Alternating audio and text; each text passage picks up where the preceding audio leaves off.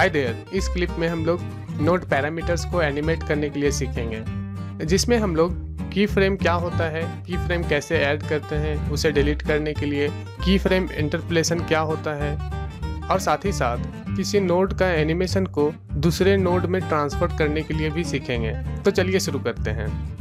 अगर आपको की फ्रेम को समझना हो तो आप सिंपली यूँ कह सकते हैं कि आपने किसी स्पेसिफिक फ्रेम में कोई डेटा असाइन किया है। की फ्रेम का हेल्प से हम लोग किसी भी एट्रीब्यूट्स का वैल्यू को एनिमेट कर सकते हैं, ठीक है।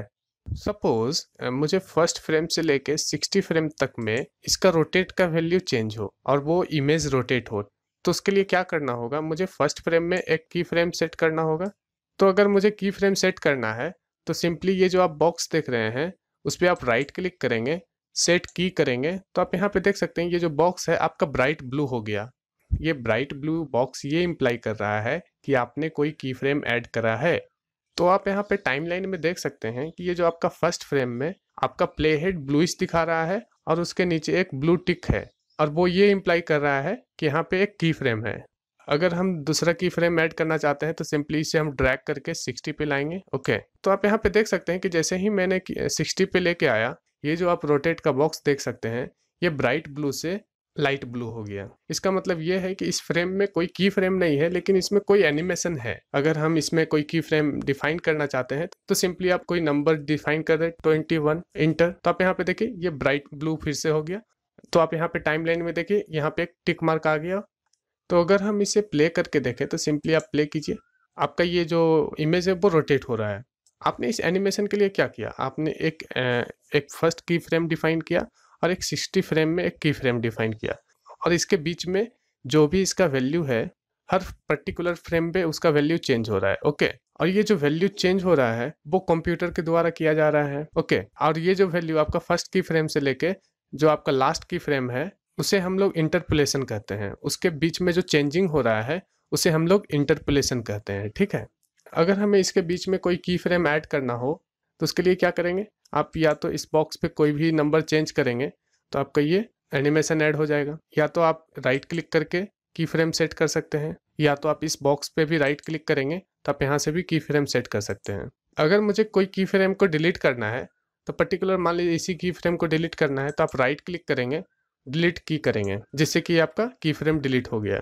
अगर आप चाहते हैं कि कंप्लीट की फ्रेम एक साथ डिलीट हो जाए तो उसके लिए आपको क्या करना होगा, राइट क्लिक करेंगे उस बॉक्स पे और नो एनिमेशन पे क्लिक करेंगे और सिंपली यस, जिससे कि देखिए आपका कोई एनिमेशन इसमें नहीं है। ओके, और आपका की फ्रेम भी डिलीट हो गया है। अगर आप चाहते हैं कि किसी भी एट्रीब्यूट्स का एनिमेशन आप दूसरे एट्रीब्यूट्स में ट्रांसफ़र करना तो आप उसे भी कर सकते हैं। तो मैं उसके लिए सबसे पहले SQX में कोई एनिमेशन ऐड कर देता हूँ। फर्स्ट फ्रेम में मैं की सेट कर दिया और मैं 50 फ्रेम में इसका वैल्यू को चेंज करना चाहता हूँ, सपोज 2।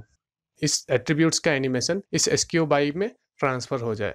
इसका मतलब ये भी है कि इसका जो इंटरपोलेशन वैल्यू है, मतलब पर्टिकुलर इस फ्रेम पे ये जो वैल्यू जो कंप्यूटर के द्वारा डिफाइन किया गया है वो भी सेम वैल्यू उस पर्टिकुलर फ्रेम के लिए इसमें होगा अगर हम उसे ट्रांसफ़र करेंगे तो उसके लिए मुझे क्या करना होगा, ये जो आपका SQX है उस पर राइट क्लिक करें, कॉपी में जाएँ, कॉपी एनिमेशन में जाएँ, और ये जो आपका SQ बाई है इस पर आप राइट क्लिक करें, पेस्ट में जाएँ, पेस्ट एब्सोल्यूट में जाएँ, तब देखिए इसमें आपका एनिमेशन हो गया। पर्टिकुलर इस फ्रेम पे इसका वैल्यू देखिए दोनों का सेम है।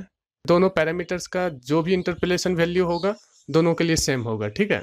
इस तरह से आप किसी भी पैरामीटर्स का एनिमेशन को दूसरे पैरामीटर्स में ट्रांसफ़र कर सकते हैं। अगर मुझे इसका एनिमेशन को कम्प्लीटली डिलीट करना होगा तो सिंपली क्या करेंगे, राइट क्लिक करके नो एनिमेशन।